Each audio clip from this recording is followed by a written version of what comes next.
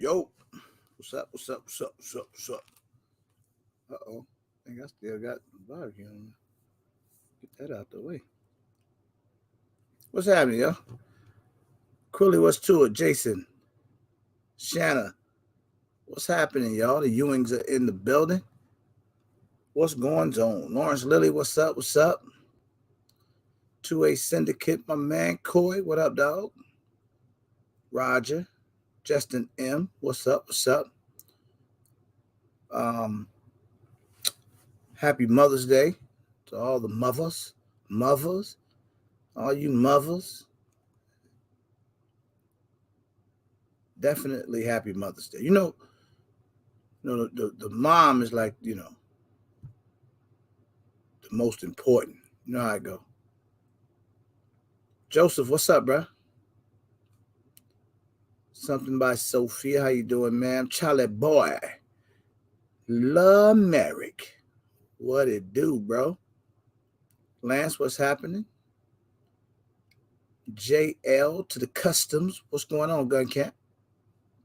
Burner Girl, how are you, ma'am? Smart Shooters. LL to the C. One in the Chinamba. What's happening?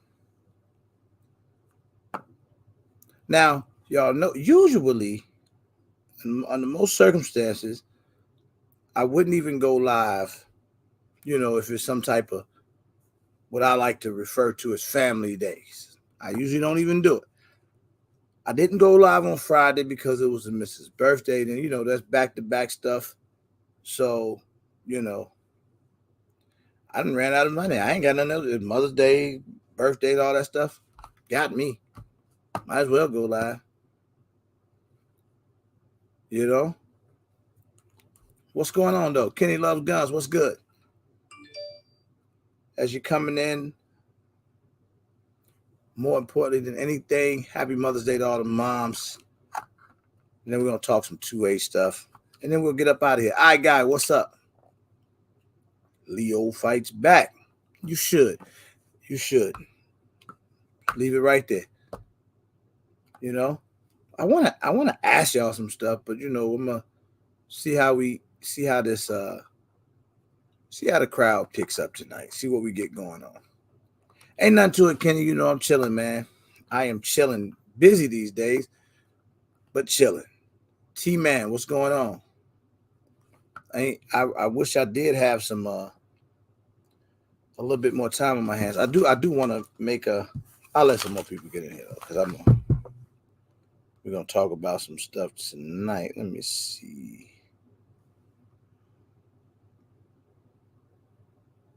What in the motivation? Okay. Let me catch up. There we go. Big Reds, what's to it, man? I gotta go look at something. Do y'all remember? No, to whoever's in here right now, before I pay the bills, all that stuff. It was a couple weeks back that I was kind of holding back on when I did like a donation Friday or something, I was holding back. And then at the end of it, I told everybody it was, you got your name entered into for the platypus raffle going on at the meetup. So now you don't have to be present at the meetup to win this. We did decide that to get in the raffle. All right. So this raffle is going to go live very, very soon. So I'm just letting y'all know. So if you remember that night, I believe it was on, let me see. What's today's date? The 14th? It might have been, let me see. I don't know. I'll go back and look because I don't want to misquote. But I know it was like a couple weeks ago. Patrick, what's good? DB, what's happening? But either way, you guys are going to get tickets assigned to you if you donated that night. But we are doing a raffle for a Stealth Arms Platypus at this year's regular meetup / RGA's Arm 3. So it's going to be crazy. Mirror, what's up? And whoever wins, Basically, as long as you are eligible to receive a firearm, you good, and then you get to go and design your gun from scratch. The whole stealth arms platypus thing. You get to design the gun from scratch, however you want it to look, and you win. So it's gonna be great. And I'm thinking that we might even pair it with an optic. So you win, you get the gun, optic, and maybe even a light. Like we might just set the whole gun up. Who knows? We'll see. The Jackie Bear, what's happening? Mentos, what's good? What's good? What's good? Ink, Calvin Carbine, what's up, man?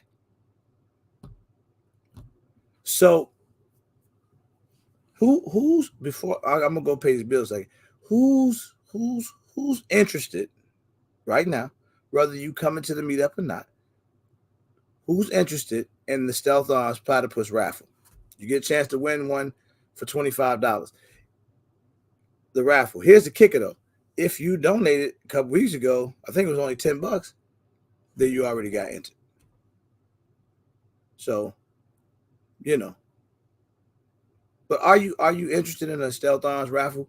$25. Let me see. Y'all tell me yes. Yes. Just give me some yeses if you're interested in it. Say, I'm interested. I'm ears. You talk just like me, Geneva. I understood it perfectly. So I'm in. I think it's great. All right, that's what I need to see, man. Not to mention the raffle actually helps us with the meetup and everything else. So shout out to Stealth Arms for doing that for us. All right, that's it. I've seen enough. So I'll give you guys all the details how that's gonna go live. You'll still be able to get in the raffle when you get there. I hope that's not encouraging you to wait, but I'll go through all the details of it maybe before tonight is over. But I just want to see how many people are going to actually get in here tonight. So June 16th, 17th, Thomasville, Georgia. You already know all that cool part, right? It's getting crazier and crazier because now I'm starting to get like a lot more people, calling up. It's getting closer. So you know how it go. People wait to the last minute.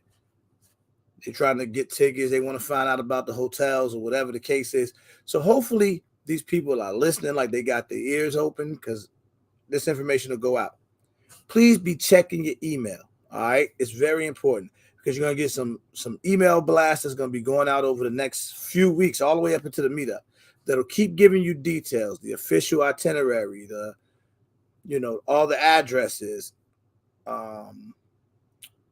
what time certain things are going to start. Because when we're doing Friday, the women's conference, so if you guys are bringing the wives or ladies, if you come in and you want to attend the women's conference, that's an email to look forward to real soon, like tomorrow, because it's going to be basically an RSVP. All right. And what it is, Sophia, I'll let you know. It's I can't remember what date it was. I can't remember if it was the 28th of April or the 5th of May, but I'll figure that out. And then in the next live, I'll. But anyway, so if you come into the women's conference, I advise you get to town on that Thursday so that you'll be, you can get to the women's conference on time on Friday. That's going to be fun. It's going on Friday from, I think, 10 a.m. to 2 p.m. All right. If you getting in town on Thursday or Friday, TK, what's up? AK Lover, what's good? Big Riz, happy Mother's Day to all the moms. If you're just checking in, KO, what's good? Whoever I didn't speak to, my bad.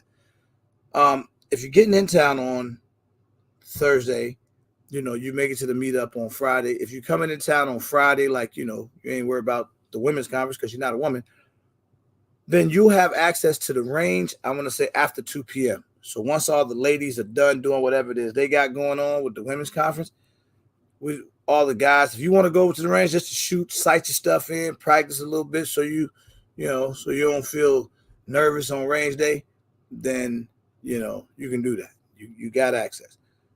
But and you'll get all these instructions. You're going to have to get your credentials when you come to town. You got to come over to the hosting hotel if you're not staying there. If you already stand there, beautiful. You get your credentials, and then those credentials will get you on the range or whatever. So Friday morning women's conference, Friday evening the meet and greet. Meet and greet is gonna be fun. We're gonna set up some giveaways at the meet and greet. We got some Holosun optics we're giving away, some other accessories we're giving away, some stuff from Lock Grips, some cool stuff that we're gonna be giving away just throughout the meet and greet, you know.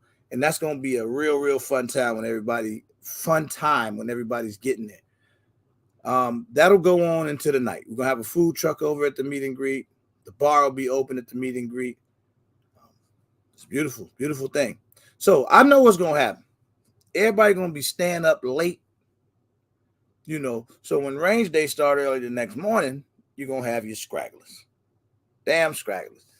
So we're gonna try to push this thing as late as we can, but we can't push it too late. You know, it ain't gonna go past 8:30, 9 o'clock, because then otherwise we're getting too late into the day.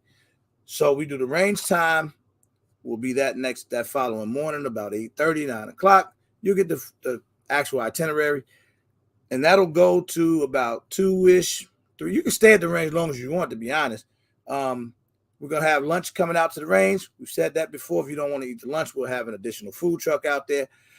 At about 5 or 6, about 5, you'll be about 5 p.m. at the hosting hotel. We're going to have dinner come out. So, you know, you guys will be able to eat again, like, you know, whatever. And we still may even have a food truck for those that don't want dinner there. We'll see how that goes. Then the award show. I'm excited about the award show because you only have, holy crap, you only got one more day to vote. So if you haven't voted, I think the link is out there. Alexander, what's up? Mike, what's up? If you haven't voted, go vote. This is it. Tomorrow is the final day. I don't know why we haven't been putting that out there more, but tomorrow's the final day to vote. So all the winners are going to be chosen. I'm super excited about that, to see who's getting awards this year. Do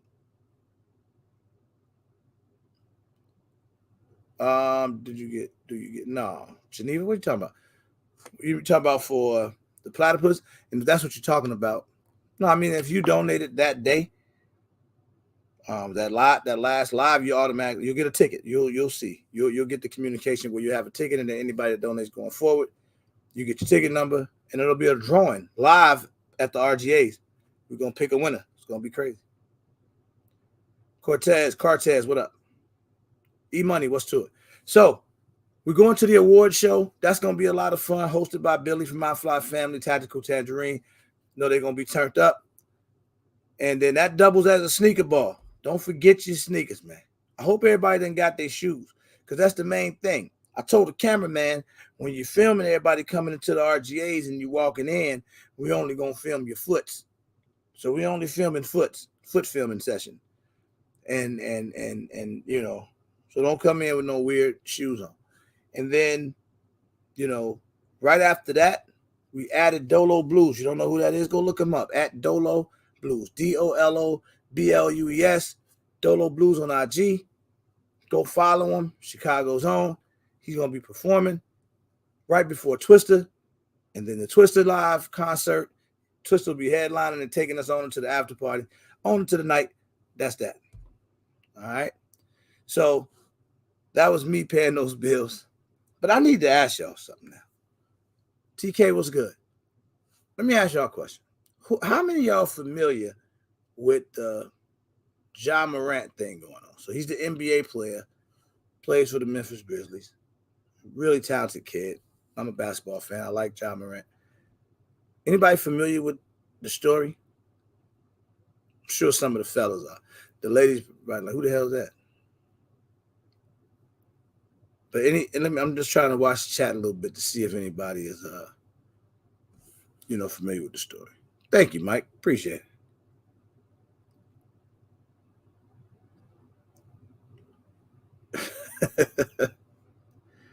Facts, Mira. Facts. I don't want to piss you off, TK, but I mean, go and get a little pissed off. That's cool.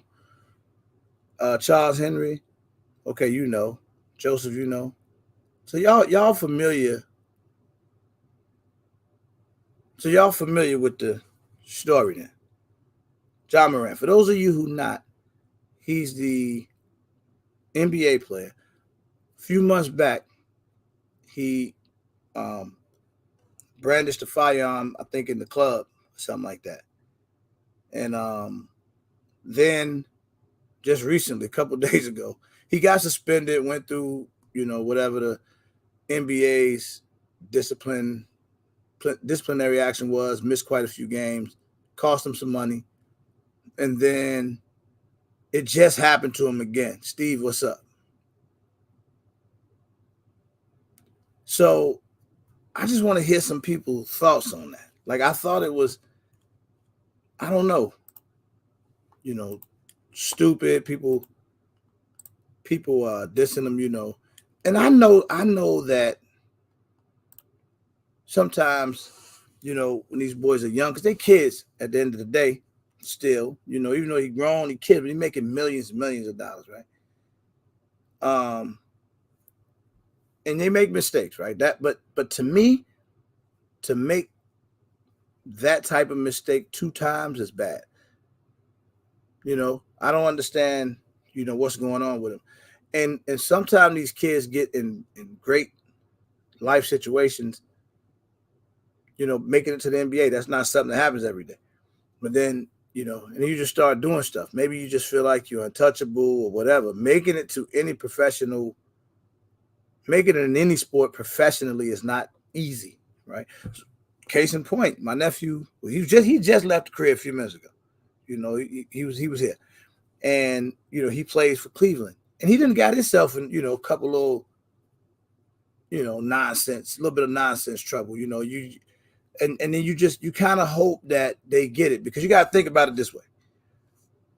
It's hard as hell to tell somebody how to move when they get in the bag like that, right? Because most time the people that's going to be telling them are the people that depend on them.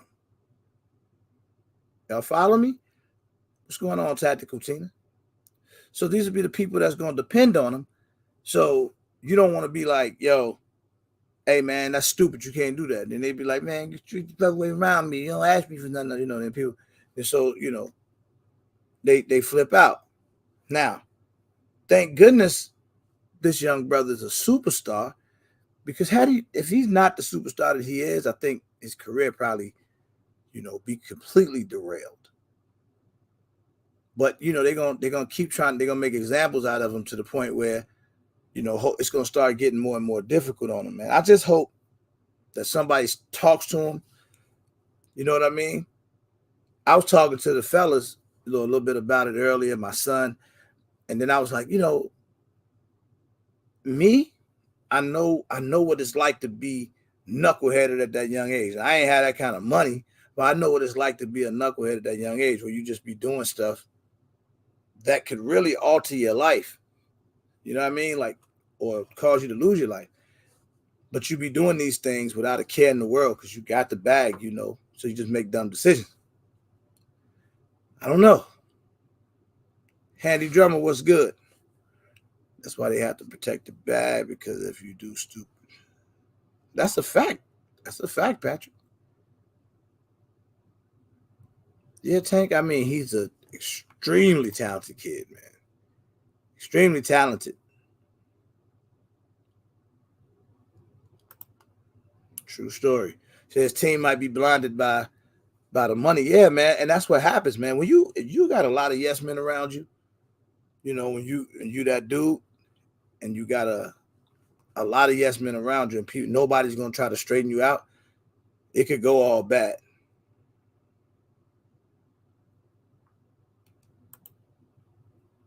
Yeah, Joseph. I mean, that's true, man. So this is where I become controversial. Do I think he made bad decisions twice? 100%. Yes, I do think so. Am I gonna be the dude that's gonna be like, man, you stupid as hell? I hope Nah, I ain't. I'm never gonna be that guy, because I just believe that sometimes, you know, younger, you'll make mistakes. I feel like the people around them, be it parents, be it, maybe mentors or coaches or somebody, has got to, get to him, and then hopefully it clicks to him. I always root for these young kids, man. It's just not easy, getting out of certain situations. Oftentimes, these kids that make it to these situations come from nothing. So they ain't never had you. You put that kind of money in somebody from the hood hand that never had it. You know, you liable to make a couple stupid decisions. Hell, you put that money in my hand right now, I might make a stupid. I don't know, but all I know is I just hope that he recovers from it, and it doesn't go too bad for him. That's all. I agree with you, Handy Drummer. I agree with you, brother. I agree with that. But what do we do though? What do we do? So I feel you, brothers keeper. He ain't from the hood, but listen. I don't know how John Morant grew up. I don't know his whole story, but even oftentimes in our community, even when they ain't from the hood or they didn't grow up in that environment, you so you're so in tune with it, right? Be it music, be it social media, it's like the streets dictate how stuff goes, right? The streets dictate, especially in hip hop culture. So that whole hip hop street culture is so influential. You know, it's one of them things, right? When and I was just going to mention rappers, brothers, keep it like when rappers are influencing, you know, culture, oftentimes, we was talking about it, and it was said like, man, he was just they listen to the music and he just really in the zone, he in the moment, and he lifted, hell yeah, and then dude, dumb homie catch it on camera. I don't call him dumb homie, but the other brother catch it on camera, and then it all goes bad. Now they screenshot that because he was live, and it's over. They trying to ruin you, you know.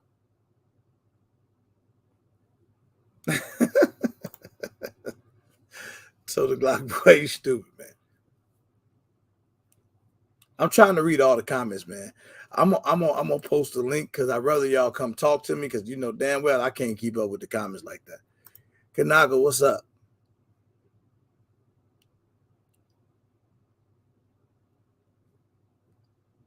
Refrigerator Q, I agree. I agree, man. I saw this firsthand, right? And I do know that oftentimes influencers, YouTubers that do the gun stuff, especially in our community, definitely has the eyes of a lot of the music culture in the community. Because I myself personally have gotten DMs from rappers, a couple of them, me, so I know the bigger YouTubers than me be getting it. Um, and a lot of times they just really out of touch. They just not they out of people don't understand the 2A space, right? Just like I didn't coming into it. You just we never taught it from that angle, from the safety, detailed, um, you know, inner shit. I don't know. Like I don't know exactly the word I'm looking for, but like from the inside, we see it a lot different from people than people do from the outside, right?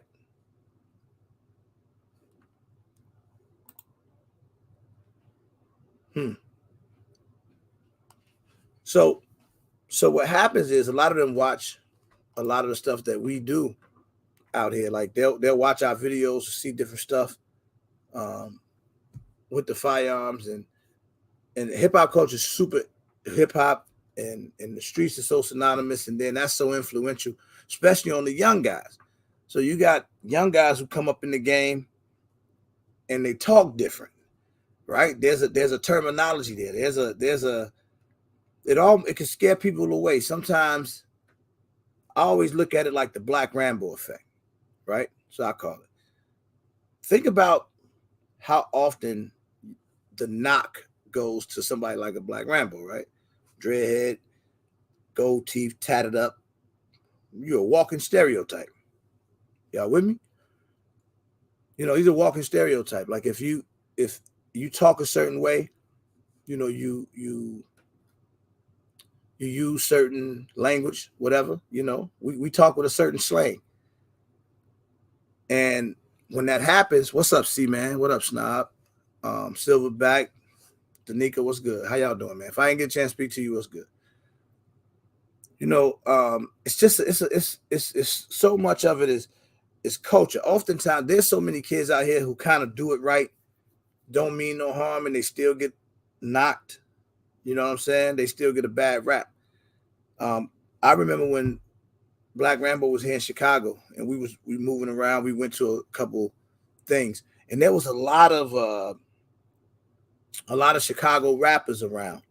And these kids are from flat out poverty, right? Like the hood, they in the mix, but they all, for the most part, knew who he was. Like they watch his videos, or they've seen, a couple of them seen my videos, but they see it, and then they see because a lot of times they may see me and they be like, well, he from Chicago, or they could tell, and they hear me talking about it, or just just the language I speak. So it's like they relate to you in a certain way. They be asking you, man, bro, that Glock like that, and they just, I don't know, man. I'll be wanting to feel like you getting through to them in a certain way, because you'll bore the hell out somebody if you did a video that this might sound real bad, but I'm gonna say it. Like if you go do content that's completely safety driven, like if I'm just talking about safety, like that starts to not be as appealing, and you don't got. And also, I think it's kind of stupid when you do videos where you just constantly magged up, where you really have no. I ain't gonna say stupid. That's bad, because I don't really mean that. I mean it like it's not as appealing as well, right? So different things are appealing to different people, I guess, so to speak.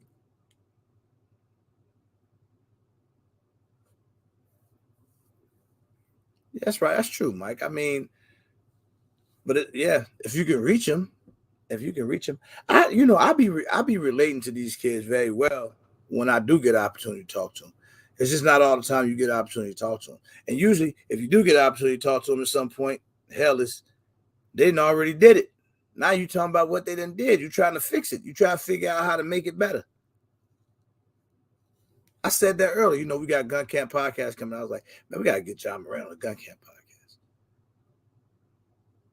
I just feel like that's a great conversation to be able to talk to him, chop it up. Big Q, what's up, brother? Yo, what's happening? Oh, man, not much. How you feeling, man? Man, I'm doing all right, man. It's been a tough week for me. I've been down with like a little cold, little earache type of deal, but got better just in time to take my mom out for Mother's Day. So happy Mother's Day to Mom, and that's good, man. I'm glad you're back on your foot. Yes, sir. That's good, man. That's good, man. You big fella. You big strong man. You got this. You got this. Right. No, man. I was talking about you. You familiar with the John Morant situation, right? Somewhat, man. I'm more familiar with the first incident where he kind of was like, I guess he was on like IG Live or something like that, and kind of brandished it. I hadn't heard about the club situation. Which, no, the club was the first one. This one was recently. This was in the car. Oh, okay. Yeah, I remember. Yeah, I thought. Yeah, that's the one I'm talking about. The one where he was like, on some kind, one of the platforms doing a live and kind of brandished it, just showing like, hey, I got it on me. I just think that I think so much of that is driven by culture, right? It definitely is. Yeah, I don't think he's like, trying to do anything to hurt anybody or be malicious in his actions. It's just right. Culture. It's in the moment. It's like, you know what I'm saying? Like I don't know. It's kind of what a lot of these kids do that they, obviously shouldn't be doing. But I don't be wanting to bash him. I be wanting him to get through it, right? Because his life is already changed for the better, no matter what his upbringing was. It got better, right? So Right. I want to see him continue to win. Right. And I think we And all beat it. do. I think we all do. Let them make a mockery out of him, and then it's not our place to make the mockery out of him. Sometimes it's good to um, try to encourage. So when we leave in comments or we saying certain things, it don't, Right. hey bro, that was stupid what you did, man. But look, you got this. Don't when you get past this, you can't let that happen no more. I feel like we gotta send that type of message. Yeah, we definitely Versus do, us man. being And the one to bash. right, we got to be like from a supportive, you know what I'm saying, from a supportive standpoint. We can't just come at them like off the top, because then you kind of, I think when you come at people like that, a lot of times you can kind of lose their interest, because as adults, man, we don't like to be scolded. Not at You all. know, even if we are understanding that we made a mistake and it's something that we may not want to repeat, like we ain't trying to have nobody throw it up in our face. Because you gotta go figure. The kid ain't going around like, man, I'm just gonna go ahead and lose my NBA career. Right. He, Yeah, I'm sure he wasn't even thinking about yeah, like, NBA when he was man, doing this bro, stuff, man. oh man, did you get me on camera? Don't get me. He ain't know. He probably ain't no dude caught him on camera. Probably not. And you know how it is with people these days, man. They be screen recording. It be quick. True. Siege, how you True. doing? They screen record it as soon as it happened, and then now you're dealing with that. Right, no matter what it is, but that just kind of goes to, like you say, kind of like the culture. Him being not necessarily deep into the two-way culture, we would know. Like, first of all, you got your firearm somewhere you probably really shouldn't have it. If he's in a bar, club, somewhere like that. So understanding not to even, like, that's not even a place to even be showing it. You know Yeah, what I'm but saying? You really, he was in the car, right? So I'm seeing what Geneva said. Why would he be punished? But I mean, see, this is the thing. To me, I've always thought it was the stupidest thing in the world for people to go around brandishing guns, right? Even before the YouTube days and the internet stuff, I just ain't never been no, you know what I mean? Like the type right. of dude to be like, yo, I got it on me. Like I've never been that type, ain't never been the type to condone that. None of my people was like that. You know Yeah, what I mean? even Like even even the you ain't folks gonna that see was it unless like you need to see the it. dead serious criminals, you know what I'm saying, wasn't really like showing it until they was finna use it. You know Facts. what I'm saying? You don't put it until you're ready What's to up, use black it. guy with guns? What's going on, brother? So You that's know, definitely a little bit different. It just kind of goes to show that maybe he does need someone from a two-way space to kind of reach out to him and some kind of training or some kind of maybe more formal education so he'll understand. I agree. You know, See, people ask this question a lot. Like, so like we got the podcast coming up, hosted by Twister, myself, Eddie Tactical, right? And I think yep. one of the big questions that Twister gets a lot is, you being a hip hop artist, legendary from Chicago, what made you kind of go public with your love for firearms, right? Coming from the west side of Chicago, that's known for oftentimes a lot of negativity, right? It's really the hood. He's from that environment. So and to be, in this space. Same thing with myself. I'm not a legendary rapper, but you come from those environments. So Mm-hmm. when now you like in a total opposite of what your block or what you grew up with recognizes you as. You see what I'm saying? It's Right. like it almost don't fit together, right? But imagine guys like that being able to talk to some of these kids that's making some of these bad decisions. And we could tell them, look, it's all right. You know what I mean? We made it out. Look at what we're doing. Now, everybody Right. might not want to get into competition shooting. Everybody might not want to be that deep into it, be collectors or anything like that. But it's okay to be an advocate for legal firearm ownership and, safety and things of that nature. It's okay, Yep. to at least be familiar with your gun and have it legally, you know. Yeah, like I mean, I think people kind of forget that how important that is to not just for you to share it within yourself and with your family, but to just kind of be that type of two-way advocate. I feel like if you own a firearm, you do have a little bit of responsibility. Now, I'm not saying that everybody that buys a firearm needs got to get out here and be boots on the ground. But as you come into contact with your friends, your family, people who may know that you have that firearm, you should at least be able to, to a certain extent, to be able to explain, this is the reasons why I carry. These are the laws that allow us to carry. So you just not some, just Joe Schmo out here just, flashing your gun around and just not having any type of, responsibility when it comes, to it. I was gonna ask like Big Dre or somebody from because Tennessee, well, you're FFLs. Tennessee constitutional carry. I couldn't say. I don't really keep up with it like that. I tend to focus on Georgia since I'm in Georgia. Yeah, I don't know, but either way, right? I mean, I know Tennessee is a very gun friendly state. And I don't even know if he was in Tennessee. I'm not even sure where he was at, and I don't even know if it matters because at the end of the day, he shouldn't have been doing that, right? Well, I don't know. I mean, you shouldn't be. It depends on the contents. I didn't know. Right. I don't really know the contents of what he was doing. Like was he really just, just brandishing it just for the hell of it, just like showing off, which is more than likely that's what it was, considering that we don't really know him from having like a moment, man. They playing some music, the song say something, and he just he felt it, man. Right.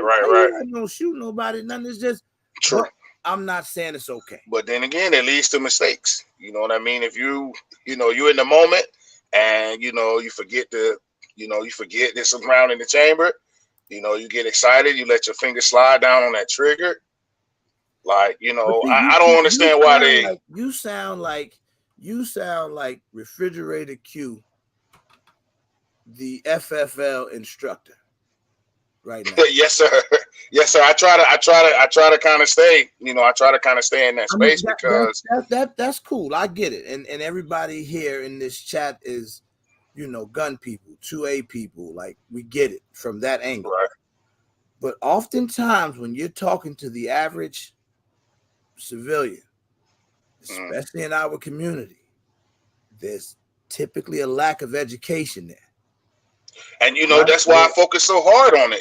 That's why I kind of, and I understand what you're saying. We all get it. We understand, universal safety rules and all that type of stuff.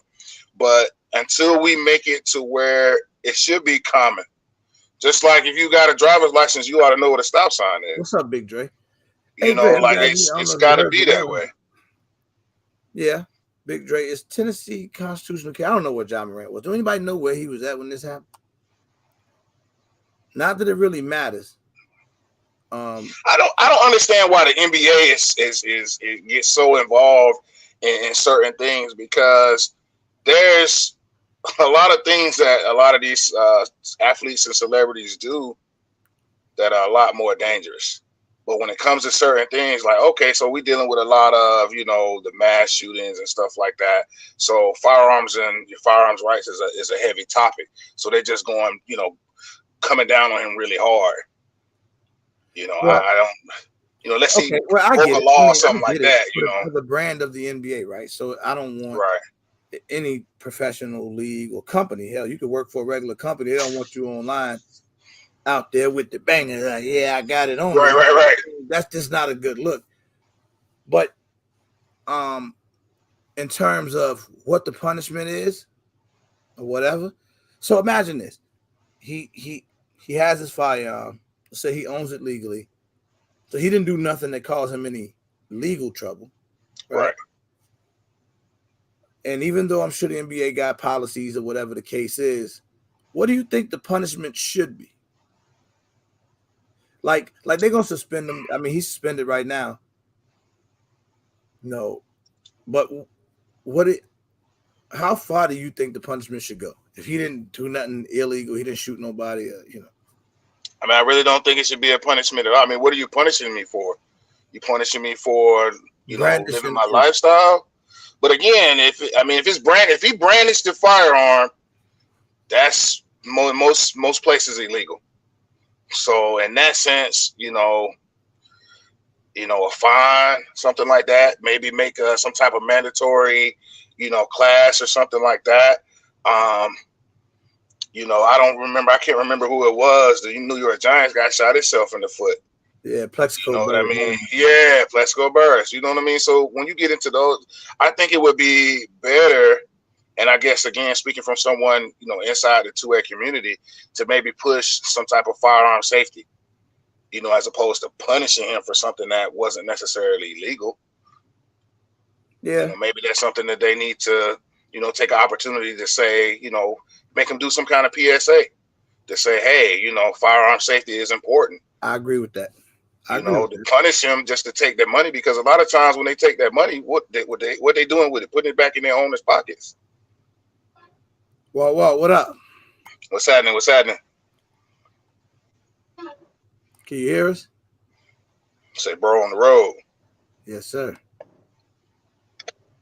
Yo, I can't hear it, man. I don't know why you can't hear us, man. You done messed up your headset. Hello. Yeah, we can hear you, bro. Yeah, we hear you. Man, I'll be back, man. I can't hear it. All right. But yeah, I think that I would like to see a lot of these, especially when you talk about NBA, NFL, these big corporations, and when stuff like this happens, to kind of focus on solutions and not just trying to place the blame and point the finger. Because he's not the first, he's not going to be the last. I agree with what I'm saying here. Should be no pun. See, okay. To me, there should be some discipline, but not like career threatening discipline. Like it should be, either like you say, make him some type of public service announcement, and somebody needs to make him realize what that does to his image. And I think he knows. I think this one was more, this got caught in the moment and got caught on the camera. But you shouldn't even be. To me, you shouldn't even be doing it. Shouldn't even be like a thing, bro. Like we all listen to the same hip hop music. You know what I'm saying? I'm sure it's been a time or two when we was all like in the moment. Like, to be honest, when I do a lot of my dry fire, a lot of times you see me in the range. I have Bluetooth headphones on, so I'm usually listening to music that kind of goes along with what we're doing. But at the same time, right is right and wrong is wrong. What up, Big Dre? What's good, man? Well, definitely. I mean, I do too. I must admit, man. Typically, probably 92 to 99, 97% of the music I listen to is anything but positive. Right. If I was Unfortunately, following the music, I'd been shot at everybody if I was following the music I listen to. So I just, that's not it. But sometimes you be in that moment, right? You realize, boy, yeah, you just be in that moment. But yeah, you got to be able to maintain. yeah. You got to Especially be when able to you're public. maintain. Exactly, and I think sometimes that's what Oh, kind wow. of gets in the way. Can you hear us now? Yo, I still can't hear you, man. Oh, it just ain't your night. It ain't your It night, happens man. to the best of us, my brother. Yeah, I remember But that yeah, Georgia Arena stuff. I remember that happened too. so this isn't nothing new, man. But that's just part of my. Like I said, it's kind of hard for me to get outside of the mind space of constantly pushing, safe and responsible ownership. Like that's my biggest thing, as a gunsmith, as a FFL, but just as a person.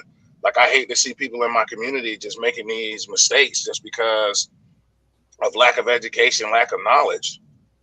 So let me ask you this: is it brandishing if he didn't pull it out in a situation or in a threatening way?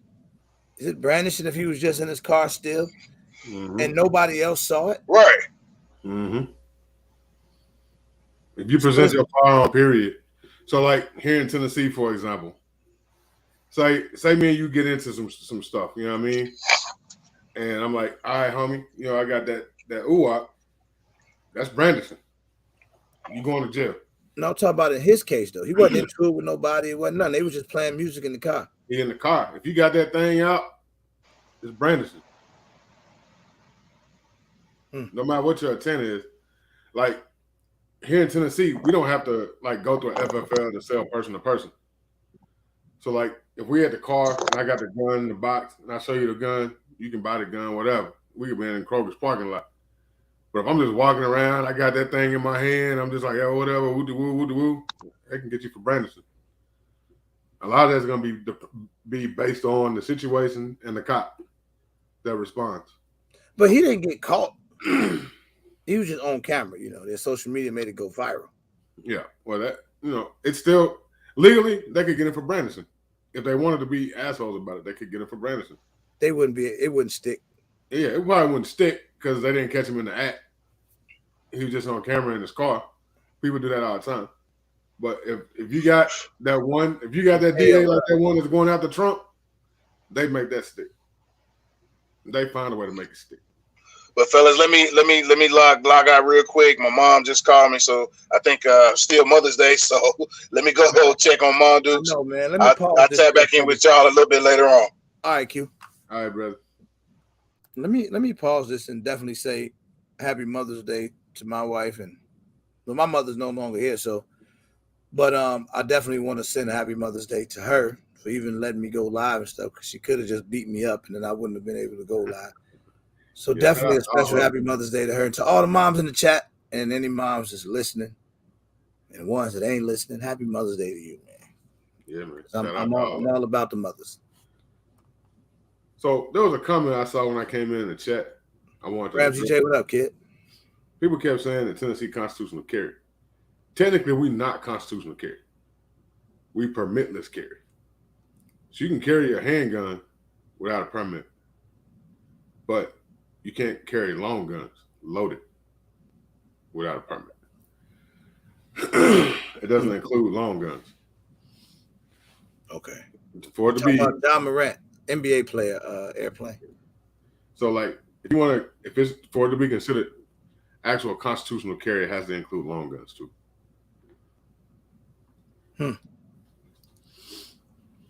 Well, I mean, I don't know, man. I was just thinking about this. Like this case it's viral. It's what everybody talking about. So I figured why not talk about it a little bit. It's and I always got a different look on some of the stuff that I see go on with a lot of kids from our neighborhoods. And I don't even just the culture in general. I always call it the culture, like, because that's what we live in a world now that's driven by the culture. The hip hop street culture is just driven by it. Whether you accept it or not, it's just kind of what it is. Yeah. So airplane say should be embarrassed by that gun. What gun was it? I don't know. I don't know what it was on this one. I forgot what he had last time. I think it was a Taurus. A Taurus? The first time. All that money you got? That's what I'm saying, man. And I was talking to somebody about this. I think I was talking to my brother about this when I was in Florida. And I was saying how, if you're not in the gun space, again, there's the 2A world, right? Yeah. People that's in this gun space. Yeah. And then there's the outside world. And everybody in the outside world is not anti-gun. They just not into it like us. So there's still a lot of the people out there that exist that say, man, I just need the gun to work.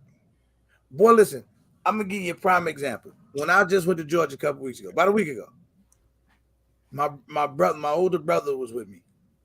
And when I met in Nashville? When I went to Thomasville. I got family that's probably 30 minutes or so from Thomasville, right? Okay. So I go by to see my older brother. Hey, what's up, man? What's up, man? Red Fisher, what up? So I got one of them hats. I asked him, I said, hey man, I'm waiting for my hats. We're gonna go to academy because he say, Let me show you how terminology changes when you're talking to people that's not in the gun space. He say, "Man, bro, I only got like 3 bullets left in my clip. I need to go to the store, get me some bullets." Where the rest of them go? He didn't say, "I only have a few rounds left in my magazine and I need to go to the store to get some ammo." He said, "I only got a few bullets left in the clip.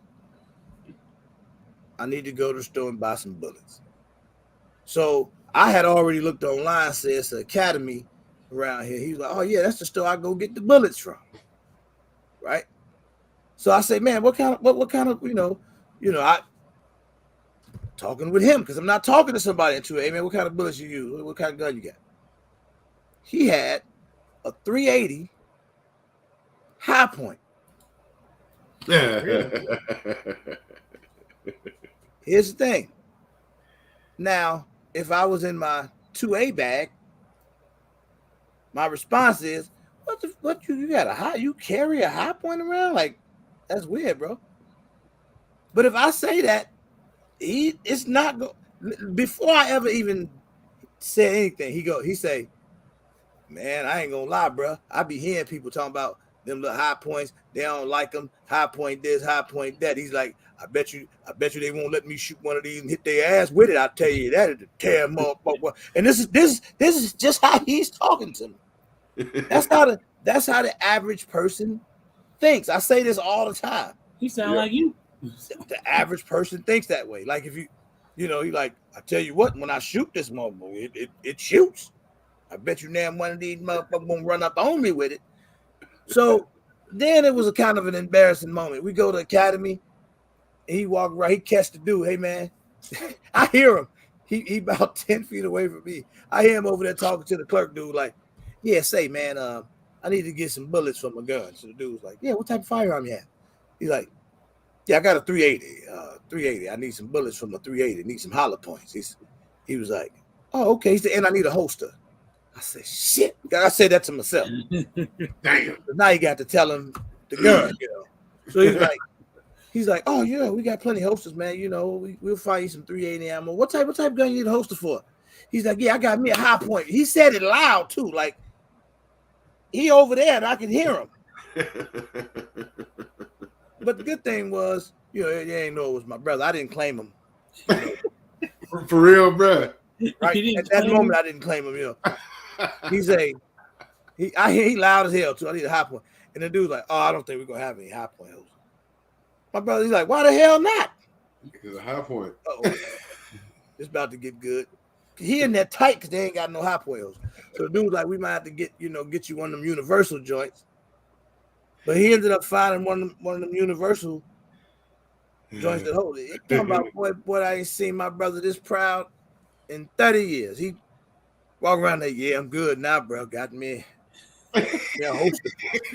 That holster that big. Yeah, holster was small. I'm just walking looking around like, with a shoebox on his hip. and I'm not sure what to tell him. Like, how do you speak gun language to a non-gun language person? He said it works, right? Yeah, all he knows is if one of them young boys run up on him on some BS, he gonna pop him. I had a situation with a guy that yesterday at the shop. I took my manager hat off for a minute. He came in swinging big balls because he was supposed to be a 10-year, 20-year special forces guy. Mm-hmm. Know it all. Had his niece with him. He trying to flex like he know everything. He come in with this high point from 1942. Talking about, "I need to get a threaded barrel for my high point." I was like, "Yeah, we don't have those." "But why wouldn't you have a threaded barrel for a gun that's been in production for 130 years? I said, "Because nobody asked for no threaded barrel for no doggone 1911. So it wouldn't be beneficial for us to sell it because it's just going to sit around the shelf. Nobody asked for that." He got tight with me. He for real got his feelings hurt. So he's like, "So why wouldn't you carry products for guns that have that type of history?" Like, "Well, I mean, there's a lot of guns been around for 130 years, but that don't mean you got parts for them." And he's like, "Oh, So that really got him tight. Then he had his Springfield he wanted to trade in. And the ops manager come in. I was like, hey, how much we gonna give him for this? He's like, we'll give him $350. He was like, $350? Oh, he was real tight then. He thought he was gonna get like $6. He was gonna try to trade it for a suppressor. Then he got mad because the suppressor that he wanted was made by a local company and none of us knew anything about him. So he's just all around mad. And his niece is over there snickering at him. I'm over there laughing. I didn't mean to laugh, but it just happened. But Deuce Dollar, what's good, man? Total Glock boy, what's happening? What's happening to anybody I didn't get a chance to speak to? Black Aces, what's good? So it's like, people I don't know. It's just difficult to talk gun language to people that are not in the space. The only thing, like what I will do is if I see something that just completely unsafe.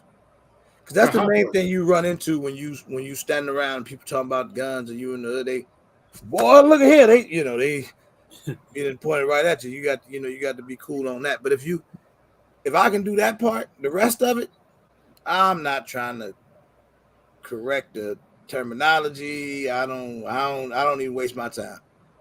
Candy Cane Lane, what's up? I just don't. I try to make sure ain't nobody being unsafe. But other than that, I ain't trying to change terminology. Even Zach is terrible with his. He don't say ammo. He say bullets still, which it is bullets. But that's what he say all the time. I'm gonna give me some bullets. Actually, the projectile is the bullet. I mean, I know what makes up. I don't know none of it. I know what he means when he say it though. If he say, we know what he means. I know what that means. So ain't no sense in me, diving in trying to correct the man. Big Hank, what's up? Big Zo, what's up? A bullet. I know what this part is. I know what that is there. I know what all this is, but this is a bullet. But you ask the average person, it's a damn bullet. So why do people walk around with target rounds in their gun and think they cool? I don't know why, Billy. The way I see it is, you got to teach them better. But we trying. They be looking at me like I'm crazy because I said get some self-defense rounds or something. Get some hollow points or something. Because they look at you like, well, what's wrong with these? Because they cost more. Because you know what it is. What they think about is, all they know is if you get shot with a bullet, it'll kill you. That's what most of the people think. Jay Grace say, my buddy say the cartridge. That's true. But that's funny though, man. Because I ain't gonna lie, man. I was saying when I came on YouTube, I was saying clip. Everybody had to start correcting me. Yeah. I mean, I've never been taught magazine. Yeah, right. That's what you heard. Wasn't nobody running around. That boy hold 15 in the clip. Wasn't nobody running around your neighborhood talking about, I got this magazine here. Yeah, you tell me you got a magazine. I never knew magazine till I got on YouTube and started listening to other people, and they started correcting me. Yeah. So I didn't know. I ain't gonna lie. I didn't learn the difference between a clip and a magazine until about 4 years ago. Yeah, it's probably about the time I learned shit. I learned late when I found out what an actual clip was. Do you know what a clip is? I still don't know what a clip is. I just know that the magazine ain't the clip. You know what an M1 Garand is? No, but I know a dude named Gerald. So the bullets that be on the little metal, it's a little metal strip, and the bullets be on there. You just stick it on there and you go. That's a clip. That's a clip. Yeah, there you go. That's a clip. Matter of fact, there you go right here. That's a clip right there. Yep. Another clip. In New York City, what up? What up, Rodney? I'm chilling, man. I'm sitting there driving. I just wanted. I was trying to chime in. When your brothers was talking about John Morant, man, we just gotta pray for the kid, son. We just gotta pray for the kid, man. Real talk. That's it. I agree. We just gotta pray for the kid, and just hope that he gets some good teachers around him to bless him with some knowledge, man. Because they're gonna come for his money, man. And the kid's a dope kid. He's a dope player, but I don't want to see the kids. I personally think they're gonna try to sit him for a year. Did he do teach him a lesson? Did he do something else? Same thing. It's the same thing with the gun, but we gotta understand. We gotta teach these young brothers that it's the climate. We gotta understand the climate, the culture that we're in, and he's a franchise within a $1 billion franchise. Yeah, and we gotta work with these young brothers, man. Like, I don't know, man. I don't know. You don't think the This younger franchise generation is protect so them at all? influenced You don't think they're trying to by these protect them? rappers out here. It's hard to get through to them sometimes. I was having that conversation with some young brothers today, man. Like, dude come in talking about, man, y'all got me that micro Draco with that beam on it. Like, look here. First of all, it ain't a beam. Second of all, what you gonna do with the Draco? Yeah, bro. But look. See, I'm gonna tell you something else. I'm real defensive about culture. I defend these kids that sometimes they just don't know. And I myself have sons that are right in that are in the culture, like right in that age in the Facts. culture. So you're trying to tell them certain things or whatever the case is, right? Like I try to keep them abreast to what's going on. I've never heard a rapper, and I listen to them all from, Lil Baby, Lil Durk, everybody. I listen to all the toughest rappers. I love their music, right? I've never heard one of them tell nobody what to go get. No, but the I mean, you could comb through every lyric they ever made. They're not telling you what to go. They just telling you what come from their environment. Facts. And it don't make you go and do everything that they Facts. say. And believe it or not, the rappers is rapping about what was happening, seeing and doing. But you know what we don't have right now? They gonna tell. But when the kids come in to buy the guns, that's why they buying them though, RG. That's what I'm saying.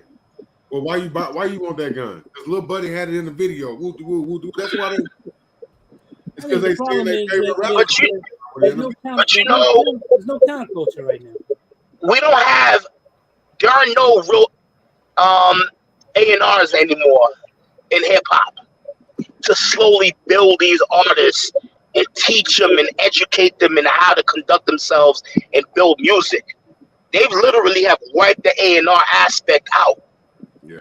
And it's just vulture culture, B. Nah, I agree with you. I agree with you to a certain extent. I agree with only June 100%. And I agree with you.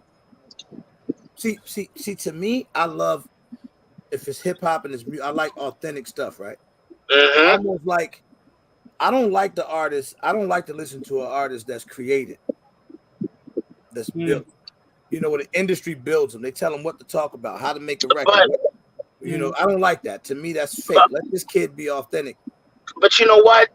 That was the 80s, 90s, and early 2000s where we had A&Rs. And when I say the A&R aspect, it's not just building them, but a message, a delivery, and how to conduct themselves in interviews, in the press, and stuff like that.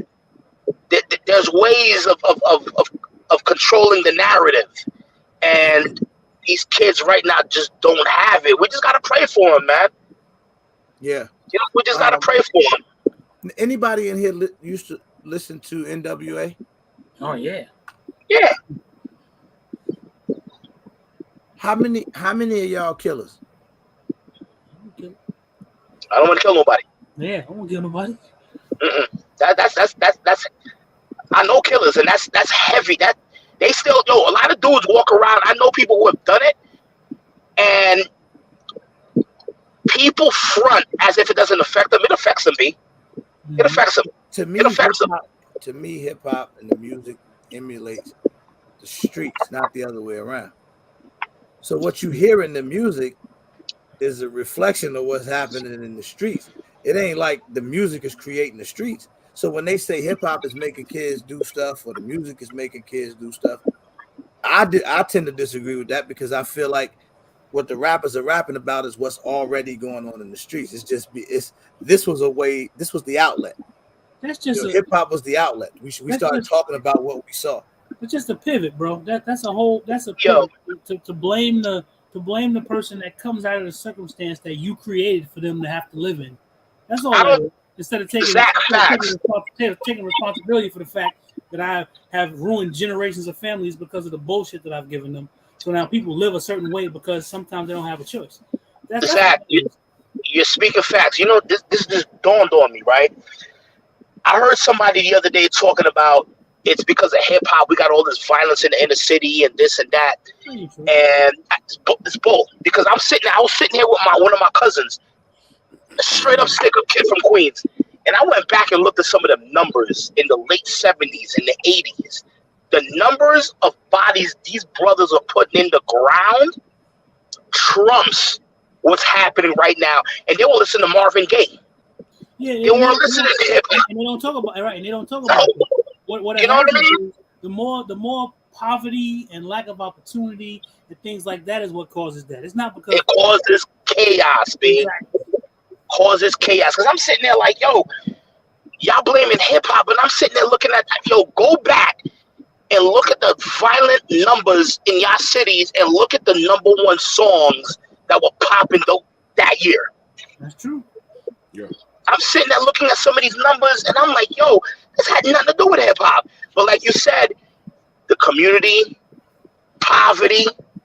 Like I was driving through Little Haiti yesterday, and I was like, damn, B, these kids are wilding, but I understand why they're wilding. This is they're using what they created as a scapegoat to get away from what Facts. so they don't have to have any blame or any responsibility for what they've created. Because the fact of the matter is, they never talk about the fact that you have a certain portion of society that has stuff, and when you have things and you don't have to be scripting and scraping all the time, a lot of that doesn't happen. There's a lot of things that don't go on because there's opportunity and there's ways to move around and do things, but they don't talk about that because if they do, it shines a light on the fact that they're not doing shit over here. They blame the Poverty does something to people, and it does something to multiple generations, B. Right. I agree. I agree with that. Kids that we deal with in the shop that come in there, like the kid that was in there today. Yeah. You know, he ain't finna go out and do no crazy stuff. You know what I'm saying? He just want a gun. You know what I mean? And literally, all his favorite rappers that he was talking about, he was like, yeah, such and such. He had it in his video and this, that, woo woo. They watching videos. They see them with this gun. That's the gun they want. And that's why they're picking that's how they're picking their guns when they come in the store. Based off of which rapper had the gun in their video. That's how they pick it. I have a question for you, B. 15 to 20 years ago, Drake was only $200. Right. Now, because certain rappers started rapping about him, now they like 1,000. And I just think it's mind blowing, B. Like they're exploiting people, B. Yeah. Back in the day, we wasn't running around with Dracos when we was in the streets doing what we was doing. They were trash guns to us back then. You know what I'm saying? We didn't even know what Dracos was, bro. We was running around with Glocks. Mirror what I just said. That's just the point I was making, and his comment right there. Like, music is a reflection of the environment. Like, and it don't make it right. It don't make it right by any means, right? I've always been one of those people that feel like glorifying, and I'm the biggest hypocrite because glorifying what we had to deal with in the streets, lives being lost, all the violence and crazy stuff that go on, to me is stupid. I think it's stupid, but I'm still that guy even now today. I'm still listening to the same music. Yep. Because hip hop music is still dope. It's still dope. Where I'm from, hip hop music is still dope. Yeah. So to me, it's music, right? You can feel it, and it's the one. I'm gonna tell you something that's like the gift and a curse to hip hop. To me, the big change that happened. Remember when, as music was going, and we listened to music, we fans of it. And you could just take a LL Cool J for instance, right? Mm-hmm. Dope artists, and you'd be like, this is for the older people that listen to LL. And then what ended up happening in the last 10 years is that music, the culture shifted to things like drill music where authenticity meant something. If he said it, he had to do it. Or if he had to come from it. If he's talking about it, he was doing it. Checking it to see is he really from there? He claiming this block, this hood. Is he really from there? Have he really done anything? Do people know him in that hood? You know, so hip hop became that. You know, in the last 10 years, where it shifted to authenticity. Now they calling you out if you really ain't that. You know, Man, how long we was going around with everybody wearing fake Jordans? Let me pull up on one of my kids with some fake Jordans. Boy, you don't get on out around here with that. You can't walk with no fake jewelry on. If you got you got your ice. Some of them do it anyway because you got enough money you can get away with it. But that just ain't the thing to do no more. You know what I'm saying? Like that's one of the changes I don't like. Remember, it used to be artists like who was the polka dot kid? Kwame. Kwame. What about the Kid and Plays? Mm-hmm. The gimmicky artists, those guys. It was hip hop to be hip hop, right? If you try to do that now, they wouldn't. The companies wouldn't. They won't respect it. But you know what? The one rapper that people clown the most was one of the most dangerous dudes in his block. What up? Hammer. MC Hammer. They say Hammer will give you that work. Yeah, son. they say he a monster. They say he was a monster. He didn't rap about that though. But RGG, two artists that I had wished life didn't snatch them up. Two kids out of Chicago actually. The kid LA Capone. Tough. And Rondo. Those kids with LA Capone. I saw a spitter in the making, and Rondo got him, and Rondo got hemmed up. Yeah, I think that's what when the culture from Chicago is just unfortunate. Yeah, man, because those kids are good kids too, man. They just the environment in these streets in these cities in these is something different, man. Not just Chicago. Chicago was just what glorified it big, but it's mean. I'm not gonna front. It's mean in the New York streets. It's mean in the Detroit streets. It's just mean out there, man. Like, I'm not gonna front. Like, when my sons go up to see their grandfather, I get shook, B. Yeah. I get shook. I'm not gonna front because I just know it's dangerous everywhere, but just like, it's different, man.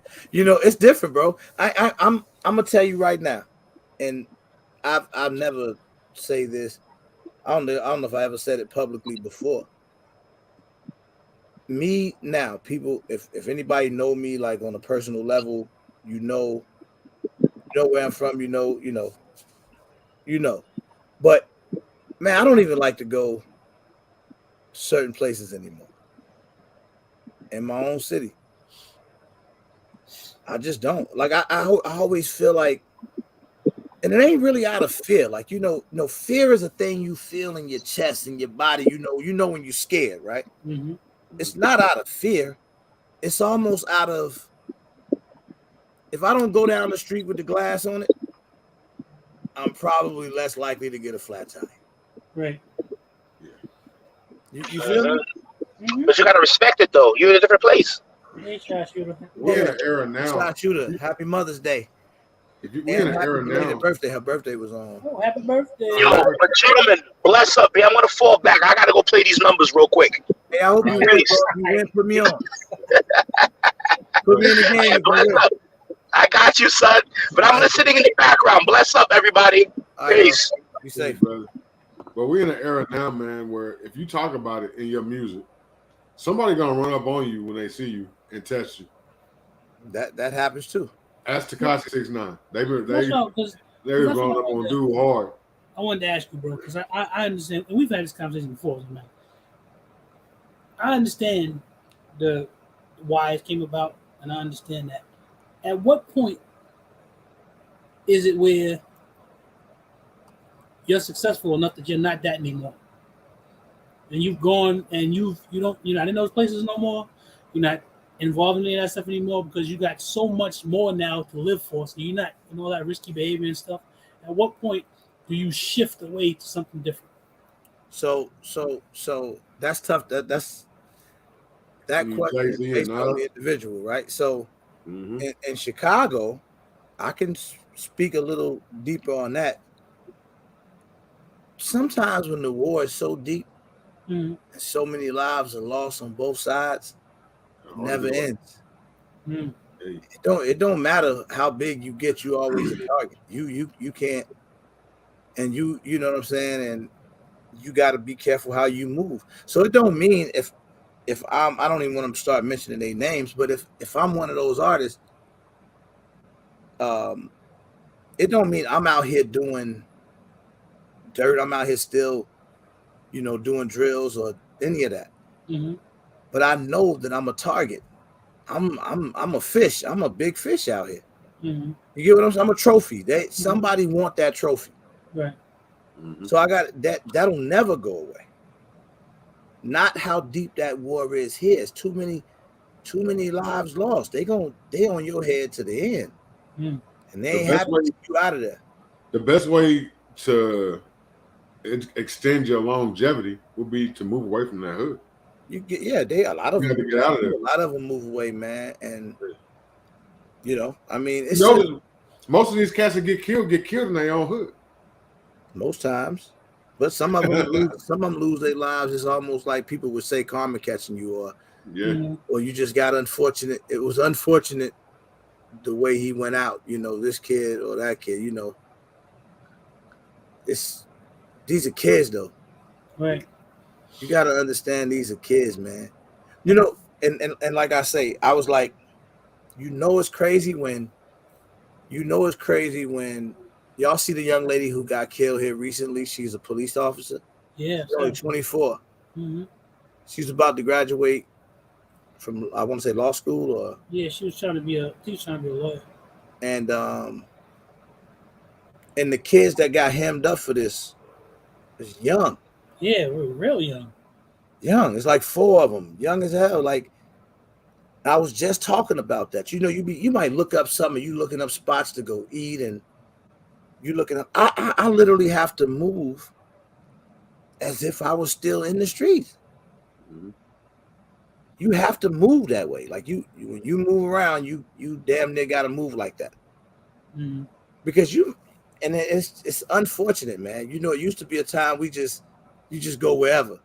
You know what I mean? If it was problems in that neighborhood, 9 out of 10 times, you ain't got nothing to do with that.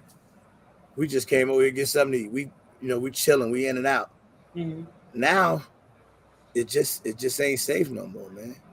We were having a conversation the other day, and old boy was like, you know what I'm saying? You always talk about always be prepared for anything.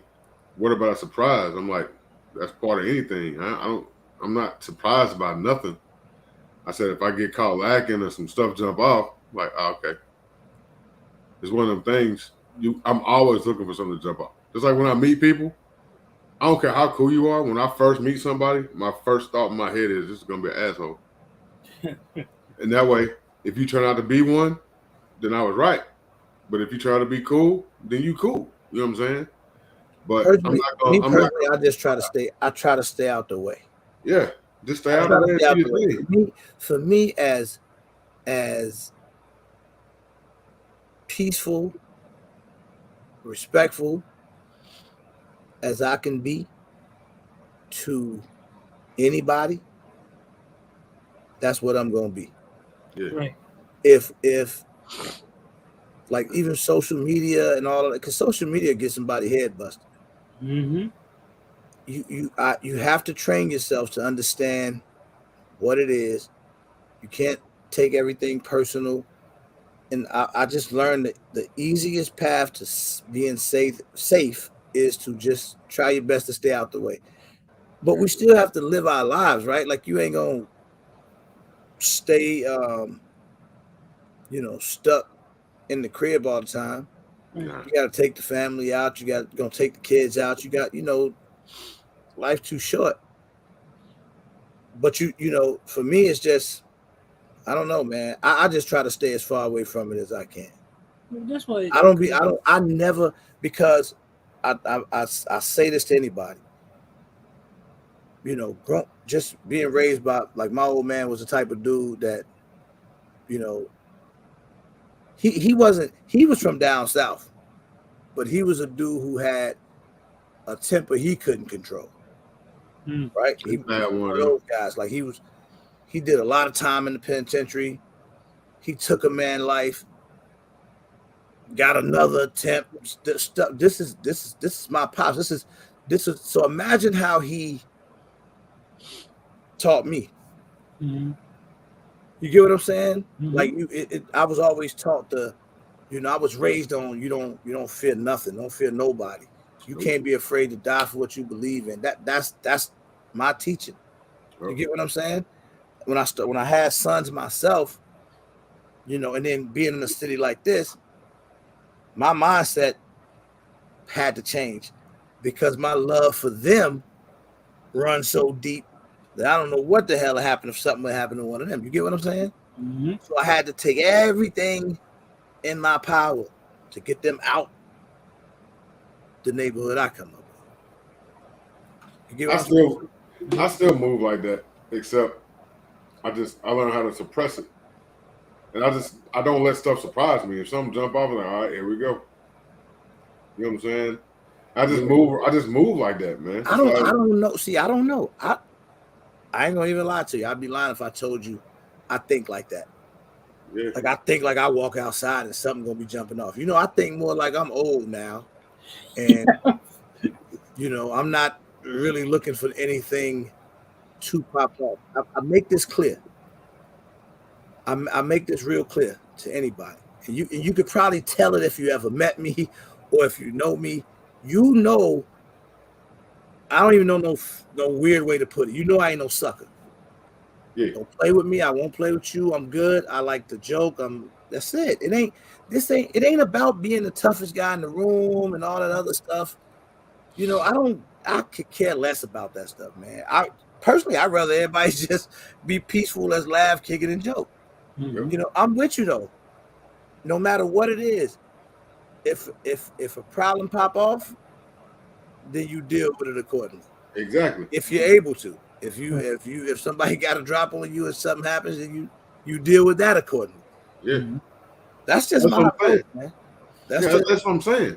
I always be prepared for whatever. You know what I'm saying? I worry more about my sons. I worry more about my grandbabies coming Mhm. up in this I worry crazy about the grandbabies more than anything, man. crazy space, man. So those are my biggest concerns. Me, I'm naturally aware of things a lot. I'm not gonna catch everything. I'd be lying if I told you, I ain't gonna never be off guard. I think Yeah. anybody lying if they say that. But most times I'm aware. I'm thinking, I watch for things more than the average person. A Yep. lot of that comes from being in this space. A lot of that comes from coming up the way I did. Hell, you better be watching your back or knowing what's going on around you. Yeah, So, but that's just me, man. Listen, I told you, anytime I see something that makes me uncomfortable, I address it. Mm-hmm. I address it immediately. I try to address it before it ever becomes something that's a problem, and then make it not a problem. That way, everybody's smooth. We chilling. Let's get out here and try to get some money. Let's try to make things better for our families and our kids and grandkids, and create a way. Everything else is, senseless. True, Siege. yep. Y'all know how I am, man. Y'all done been around me. I'm like a big teddy bear till you piss me off. Then it's a whole Yeah, nother dude. Yeah, Because you can't go around all the time. It is like it's exhausting having to be aware 100% of trying to be aware 100% of the time, and you can't just go around always being a tough guy. Doesn't it doesn't it's annoying. shit, too old to be out here talking about being tough. Exactly. You know, like I for me, and these young boys don't give a damn about how tough you think you is. Don't nobody this world, man. It's just a different world out here. Don't nobody care, man. You know, so I just move, stay out the way. Yep. Know a lot of tough guys that aren't here anymore. Facts. I know a bunch of them. Mr. C, what's good, man? Can you imagine a world a few years from now? Yeah, I can imagine, man. I don't want to imagine See? if it keep going this direction. the direction we headed right now, man. I feel sorry Kyle, for what's my good? grandkids, bro. When Naka, what's up? I mean, all you can do is try to teach them the right way, and There's really not a lot because you can't control things outside of yourself. There's only but so much you can control. You know what I just realized? Hmm. We 3 granddaddies up here talking about what our grandkids gonna do. I'm a proud grandpa. Yes, sir.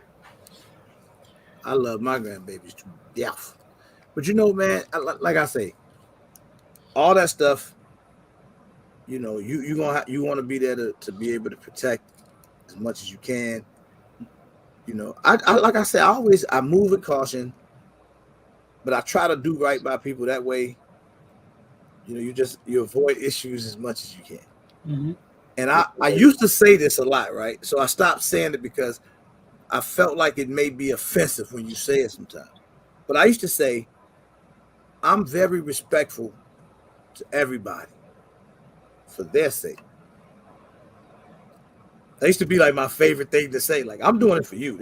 I'm not being this way for me. I'm doing it for you. You know what I'm saying? Because I used to really have I don't care attitude, you know. Mm-hmm. But that changes when you got family to live for.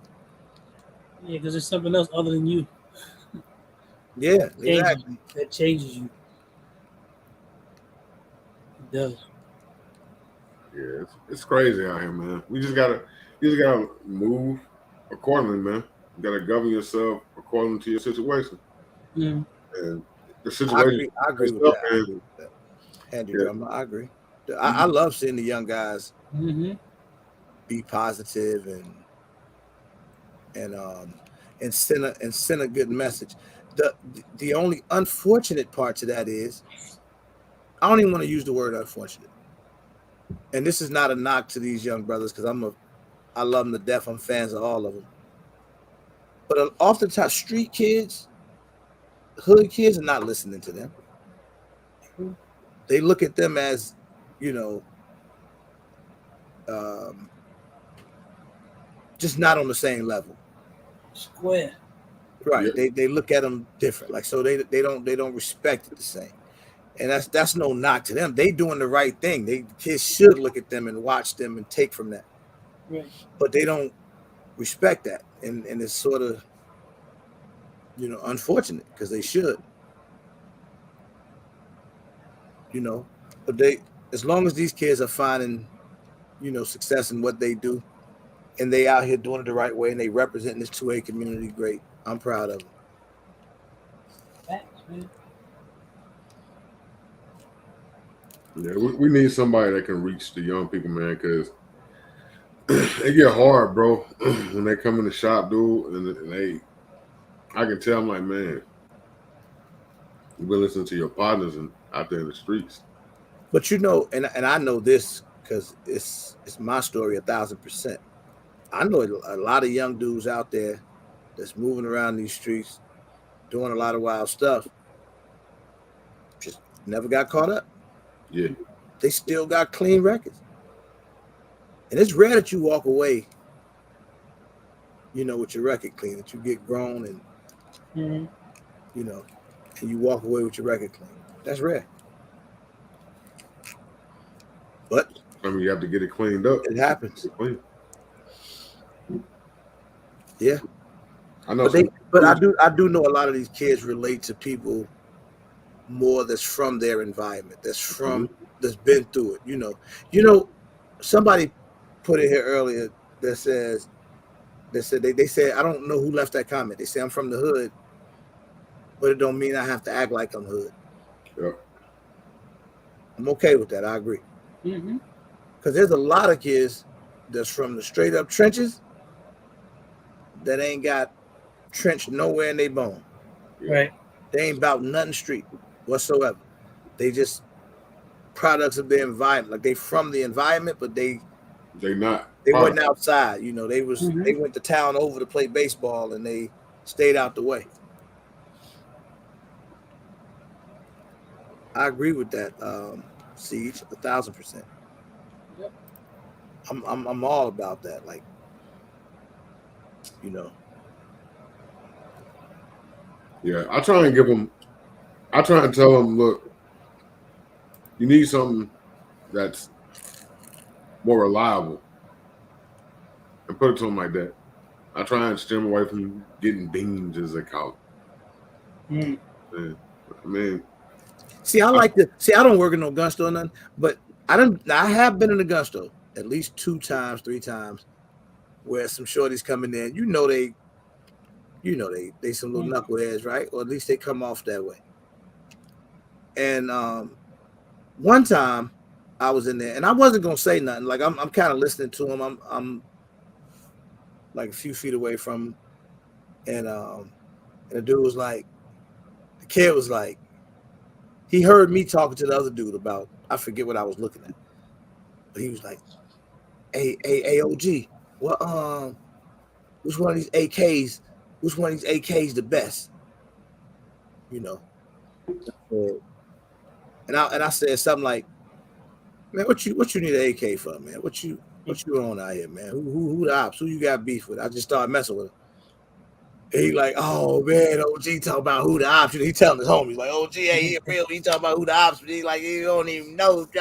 He started talking like we was really finna be in this, whole conversation together. I say, man, you got a Floyd card?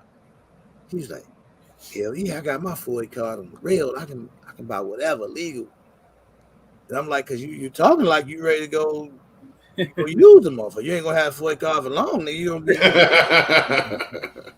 And I'm messing with him, but the crazy part is, he's laughing with me, as we talking. But you building. I start telling him like, man, you ain't gotta do it. Don't do it, man.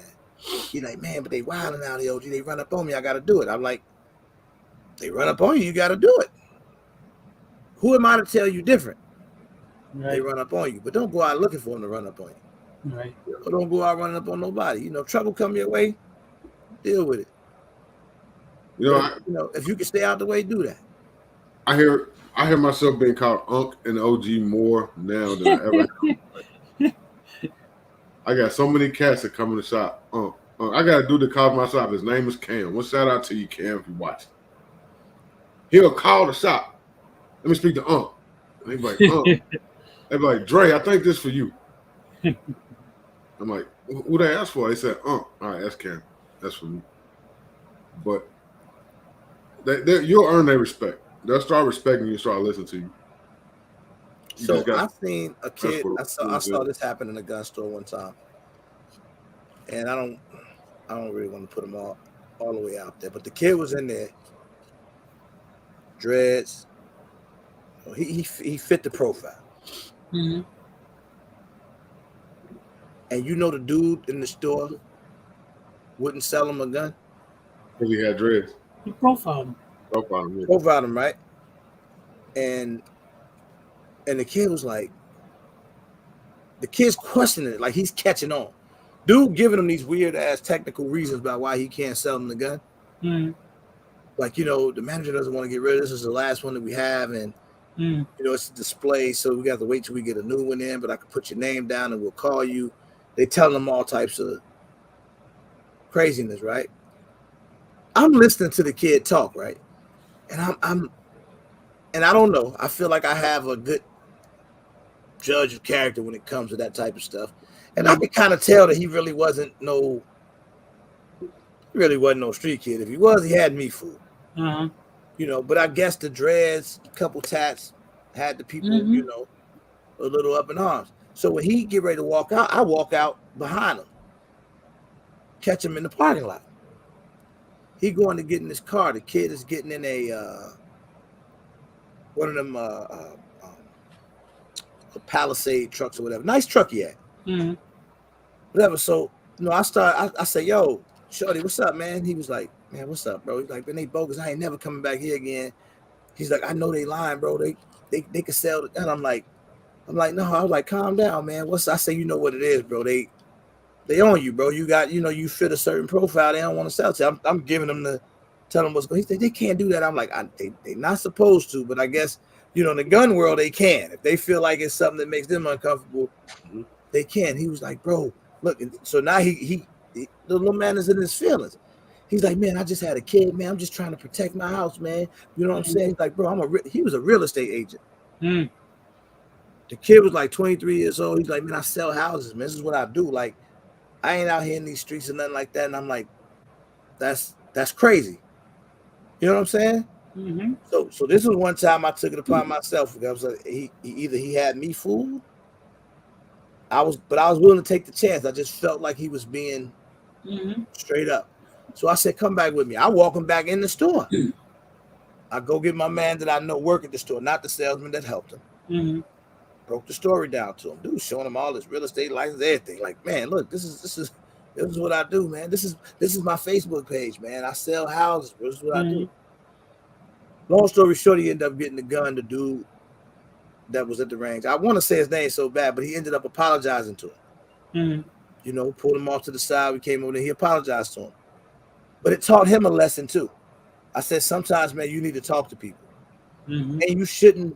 If that man if he's legal, you can't make no assumption of what he's about to do or who he is or what he's on. Right. Don't do that.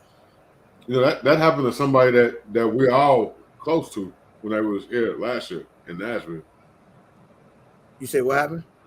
That same thing happened to somebody that all three of us are close to when they was here last year in Nashville. Oh, for real? Mm-hmm. And when they came back not too long ago, just so happened the owner of that establishment was with them in a situation, and they found out what happened. And when they went back to that same store, they tried to sell them everything in the building. Yeah. It's crazy, man. But it happens, man. I'm just trying to read some of the comments. I think one of the things with, especially I've worked with that population before, is to try to assure them that you can be who you are. You're not the problem. Because the whole time what's being told to them is that they're the problem. That who you are is what the issue is. And that's not the issue. The issue isn't who you are. Because you come from a certain place, you talk a certain way, you may look a certain way, you're not the problem. It's almost like you can't be you. You got to be something else, and then we'll accept you. And that's one of the things I learned about dealing with that population, 16, 17, 18. You got to let them know that who you are is okay. You may do some crazy shit. You know what I always crack up on? I always crack up when oftentimes people, this happens probably only in our community, but you ever see people feel the need to make you believe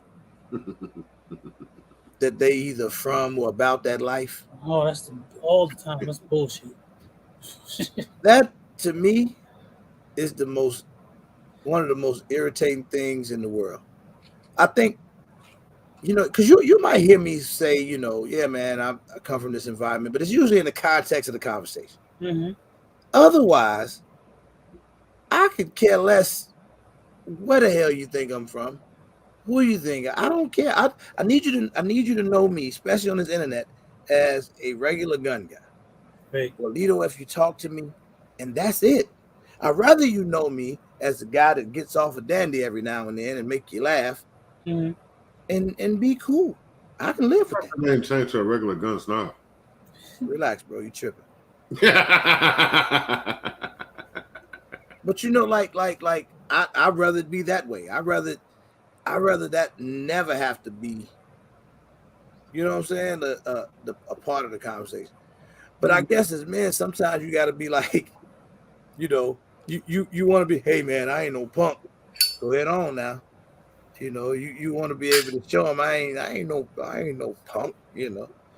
Zach over there you gotta walk around saying it. Zach over there, small town Ohio, man, where it's just the grass so green over there. You think somebody colored it with a crayon. You may not know he really from, Queens, New York.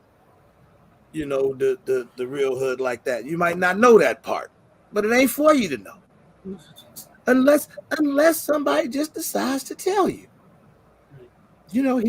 This guy got to be Big Dre. Not Big Dre. He'd be talking his talk every now and then, but if he didn't, you just know he Big Dre. He the FFL dude. Right. You don't know nothing about I ain't gonna even throw your gang affiliation out there. You don't know nothing about that Dre. And you don't need to. Right. It's not necessary. Why do we need that? When we was in Nashville, that's what this is all about. Mm-hmm. Like-minded people, we all come together. I'm gonna give you a pound and a bear hug. We're gonna chop it up. We're gonna shoot each other's guns. We're gonna laugh, joke, eat, drink, kick it, man. That to me, means everything.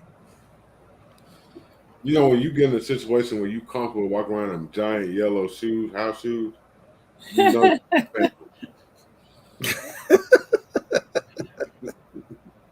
You know you Just were saying, man. Yep. I just be laughing. I just laugh. I agree with that fat guy. I say that all the time. I saw a shirt I wanted to get, man. It said, everybody want to be a gangster till it's time to do gangster shit. That's fact. I believe that. I believe in that. Yep. That's a real true statement, boy. It ain't no joke. Ain't no joke. Ain't no joke out there, man. I'm cool with it, man. Yes, sir. Miracle Tech. That's facts. It's true. Yeah, that is true. I wish I knew what that word mirror just meant. Duality? Two sides of it, man. That's what it means. Why he ain't just say that?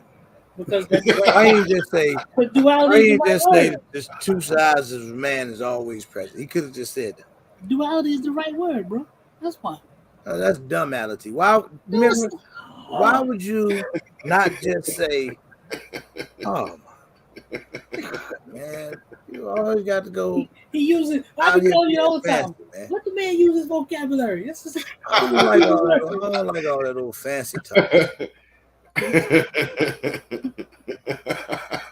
On my nerve with that. He do that all the time. Yeah, we just up here having a good vocabulary. We're talking about some duality. What the hell? Yeah. Go ahead on with that, man.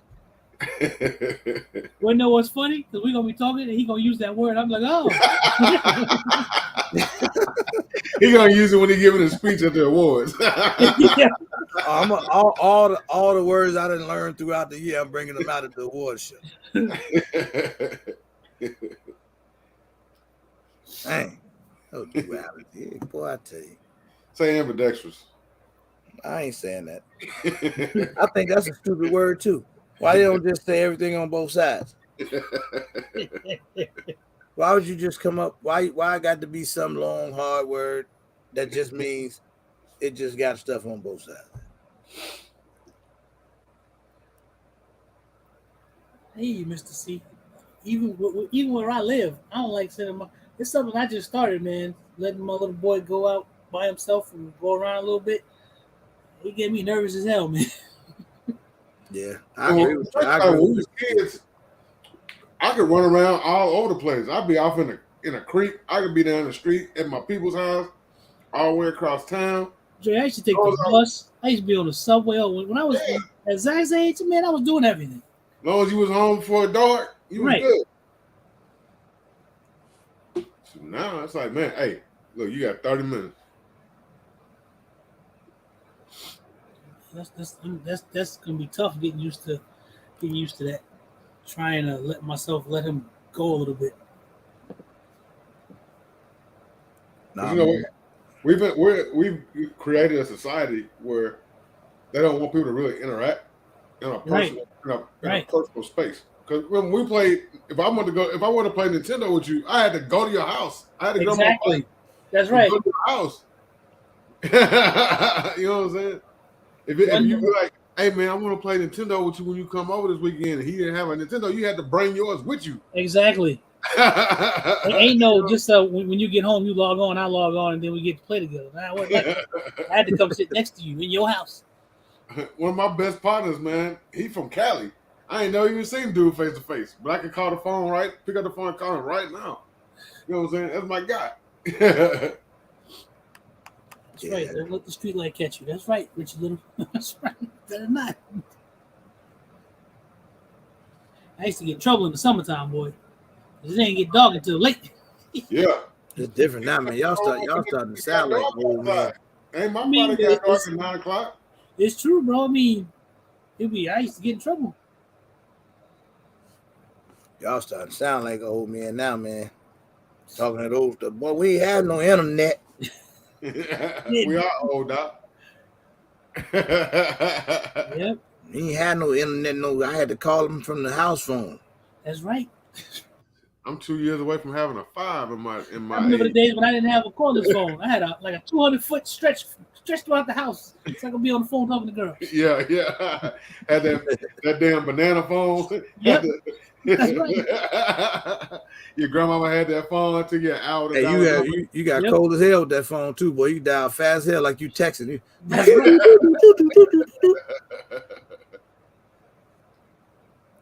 I remember my first when I had the time port, the Motorola two-way pager, Mm-hmm. the first BlackBerry that wasn't even a phone. It was Right.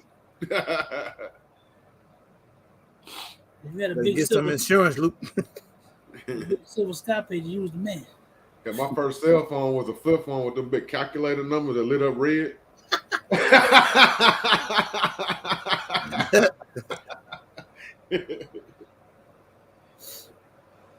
The best phone I ever had, man, was the Nokia joint where just the screen was black and white, or you Right. could put on a snake. That was the best phone I Oh ever had. yeah. That thing was like a piece of iron, man.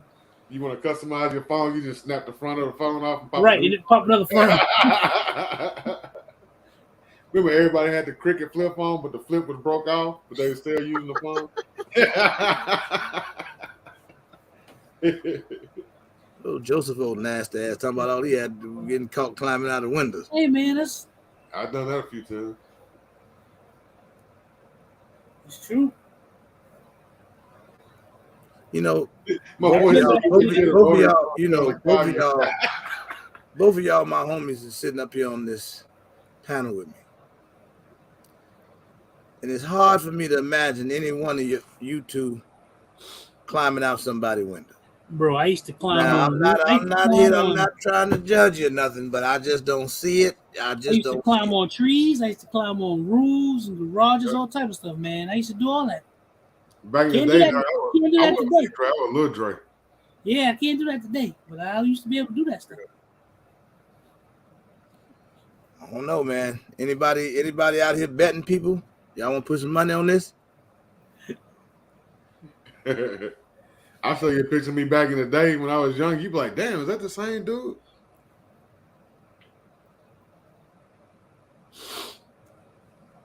Yeah, I thought I could fly. Geneva, you stupid. 1032 was good. Big Zo said Yo, 13. I thought I could fly. fat girl, man. I used to climb trees, bro. I'm telling you, I used to be able to do all that stuff. We were outside. We did things outside. Yeah, we was Climbing outside. roofs, setting stuff on fire you wasn't supposed to. Things like that. That's what we used to do. I was like 182, between 180 and 200. Exactly. All the way up until I got grown. Then I went up to 260. I hit 30. I hit 3. I hit 40. I went on up to 350. Yeah, I was you like, hold up. Exactly. We was hop fences, all type of stuff. That was back in the day. Oh, Zach, don't forget we got a bet. I know. I ain't forget. We bringing a scale down to Thomasville.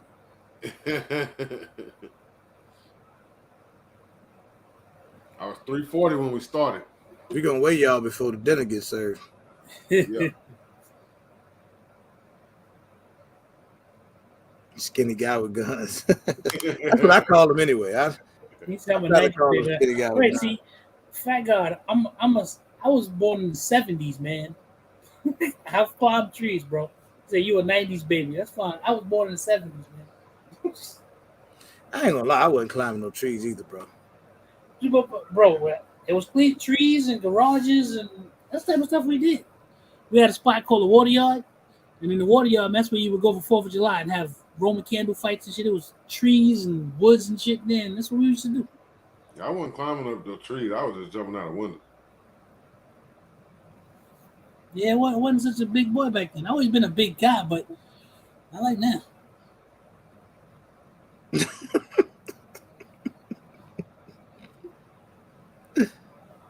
Oh shit, she's stupid.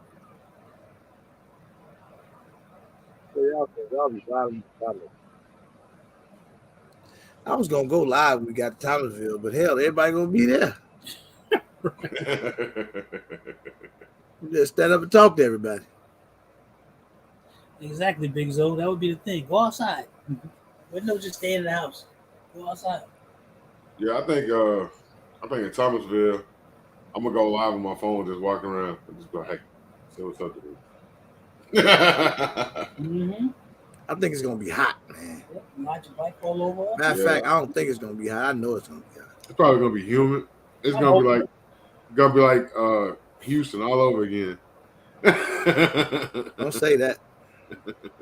I know how to handle myself if that's the case. M&M's on I deck. see y'all in 30 minutes. Exactly how the M&M's on deck.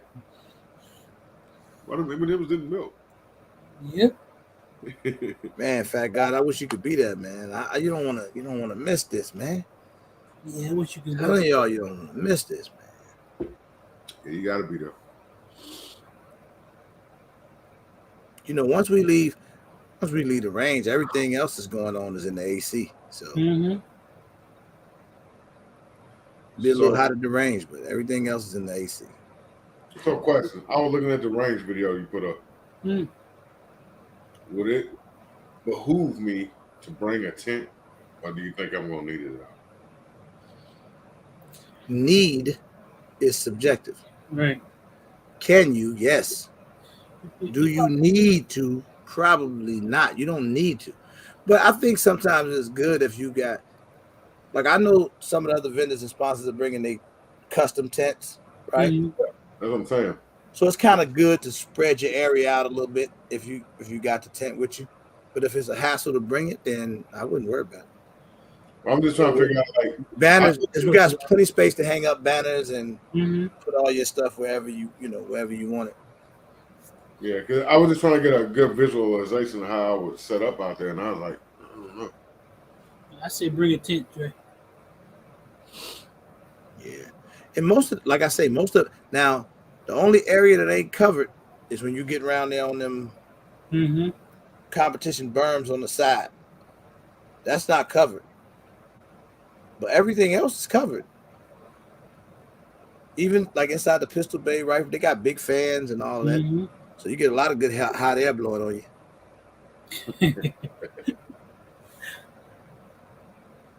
Just, I bet you y'all get back if it's that hot. Yeah. Hell, I might be in the lobby with you, boy. It's time to get too hot out there. I'm chilling. I'm gonna go. But that's so there is a space that's there that we call the cooling station, and that's where when the food comes, that's where it's gonna come to. So there's not a long walk. You're probably talking about, I don't know, 100 yards. Not even 100 yards. 25? Much less than that. Probably 25 yards or so that you could come from those bays and go inside that clubhouse, that classroom type room and cool off. And you could probably get 40, 50 people in there at a time. It ain't 40. I hope 40, 50 people ain't gonna get that hot, Hey. Sure did, Geneva. So, will the vendors, will we be able to get there early the day before and get set up? You can get there early as you want. As Okay. early as Thursday.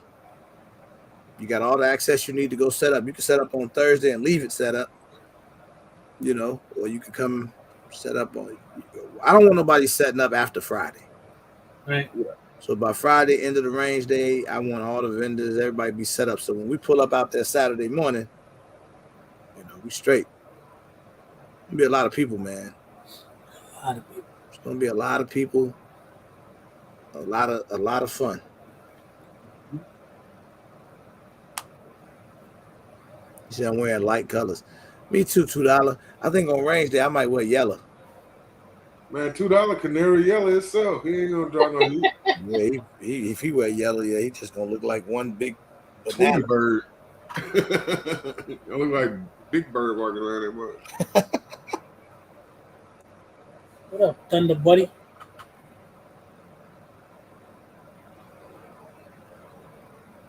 Do you think? Yeah, you can bring your drone, brother. I didn't even know you was coming. I'm bringing my drone. Who said that? Silverback. Yeah, STD's supposed to be coming. I thought he said he was. I'm gonna want to meet that brother. I'm gonna follow on Silverback for a minute.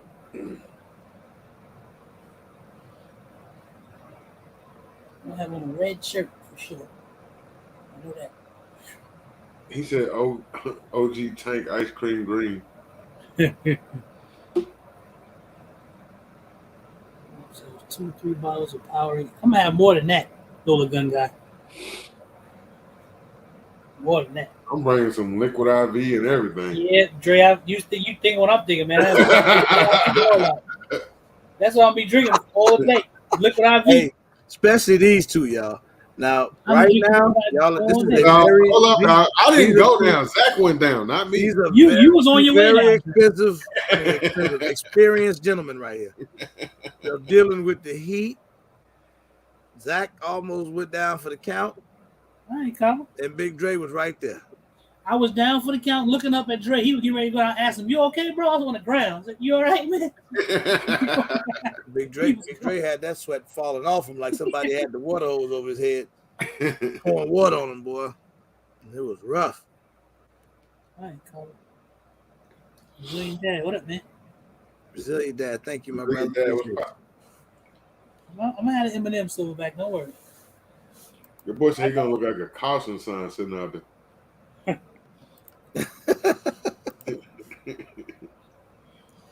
Hell no, man. I'm telling you, I'm going to cool off. As soon as if I feel myself getting too hot, I ain't playing around. But we're gonna have bins of water and drinks on ice out there the whole time. So you start getting hot, you can always go grab your bottle of water, nice cold bottle, pour it on you. Pour it on you if you need to. Yeah, I know how to manage this guy. Whatever it is you got to do, run to your car, jump in the AC, Yep. lay down on the ground, belly down. Make sure you eat breakfast. Let somebody pour water on the back of your neck. Make sure you eat breakfast. That was a Hopefully it mistake. ain't that hot. Forward to this trip, dog. That was a mistake, bro. I ain't no breakfast. That was a mistake. I don't really eat breakfast like that, but I might go give me a blueberry biscuit on the way to the range.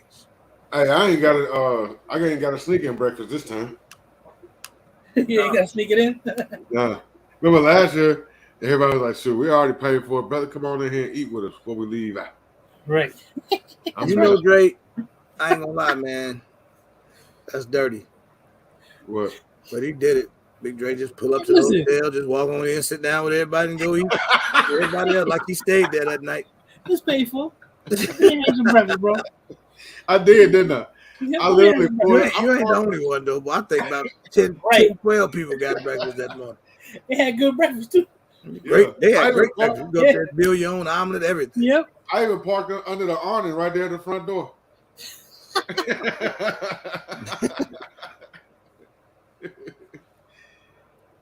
They're like, "Come on, man, let's go get something to eat." All right, cool. Chef, walked over there, the little chef. What you want? All right, man. So what's this hotel for Thomasville? I looking at that. What's their breakfast looking like? Are we getting the fancy breakfast like we had in Nashville? No, it ain't fancy like that. No, it ain't like that. Hotel breakfast ain't fancy like that. But I mean, it's hot. Right, it's hot and the fill you up. But it ain't fancy. Yeah. What up, Juice? I had never seen that before. Walk up to the little chef. Juice, what up, kid? Yeah, that was that right there. Walk up to the chef and he make the omelet for you and cook it up and all that. Right. Right there in front of you. Like, damn. Okay. Right. $2 was, but we had them omelets and everything on that plate. $2 come around with that drip sauce and that seasoning. Boy, it tidy everything up. Hey, you ain't lying, Charles Henry. I ain't no cap. I might hit Waffle House and skip the free breakfast. I like Waffle House, man. Waffle House You don't get to get Waffle House. See, in the South, I don't get Waffle House a lot, so I shoot right to Waffle House, get me a waffle. I got Waffle House, but I don't go. We supposed to be stopping at some restaurant on the way down. It's a diner. See, that's why. See, Billy was trying to look out for everybody because he was like, let's push the start time to about 8:45, 9 o'clock. Mm-hmm. Everybody can still get up early, 6:30, 7, have time to go have breakfast, get themselves together, and shoot over to the range. Yeah. So What up, Juice? Juice on here. y'all let me know though, man. Let's I meet everybody for breakfast one in the morning. let's go to Waffle House then. You go up there and take over a whole Waffle House. Yeah. Well, you know, all them toothless rednecks gonna be like, why is all these colors coming in here? Nah, I'm telling you, bro, you're gonna be shocked. Yeah. Thomasville is absolutely not like that. Yeah, what I I'm hearing, thought it was Dre. gonna be that way, but it's not. That's what I'm hearing, Dre. It ain't like that, man. You're gonna walk in that mug and think the people are already there for the meetup. Oh wow. Hey, what's happening, brother? What's happening, Mhm. brother? Yeah, it's dope, man. Let me get out of here though. Hey, thank y'all for joining me tonight. I appreciate it as always. If y'all don't mind, hit the like button if you didn't get a chance to do it. Happy Mother's Day once again to all the mothers. Happy Mother's Day. I will be back live. It might go off a little bit this week because I don't think I'm gonna be live Wednesday, but I think I'll be live Thursday. That's just for this week because it's some weird stuff going on that I have to take care of. So, but we'll see how it goes. As long as you guys got your notification on, you'll see it. Mhm. So, again, I appreciate everybody. If you have not gotten your tickets to Arm 3, go and get Yeah, them. else out there. I see y'all. Go get them. When I do go back live, be ready because we're going to start the Stealth Arms Platypus raffle in the next live. It'll all be set up and ready to go. Keep in mind, Or Armament, that's Big Dre's company, is a huge sponsor for us this year. And he's giving away an Or Armament AR-15. I've personally shot the gun, Mhm. and it was very impressive. Thank you, bro. Very, very impressive. I really like, as fast as my little chubby fingers would move, I rapid fired that thing from about 30 yards at one piece of steel, and I did not miss. Gun don't rise, gun don't move, very flat shooter. Big Dre did his thing. Yes, indeed. So you get one of them. Whoever's lucky enough to win one of those, God bless you. You did good. So, but Dre will let us know more about that, how he's going to facilitate that giveaway. But it's definitely going down. Yep. All right. Actually, I made a phone call this morning. It might have an upgrade. Might have an upgrade. You might have a 100% one-of-one Anubis if my folks call me back and everything get worked out. Oh, yeah, that'd be dope, man. You know, I had watch everybody cuss me out before we got to live. So I literally had a suppressor company hit me up that was a part of bro event, asking about doing giveaway. I'm calling back though, but I almost like, nah, man, because it ain't like you gonna get the suppressor and then you get to go home with it. You get it in 8 months. Yeah, you waiting forever to get the damn thing. So I want to give away some stuff I can just get to people right there. And if the gun, all they got to do is just have it shipped to the FFL, that type of thing. I'd rather for it to be that way. But I cross that bridge. But anyway, let me get up out of here, y'all. I'm gone. All right, brother. All right, now.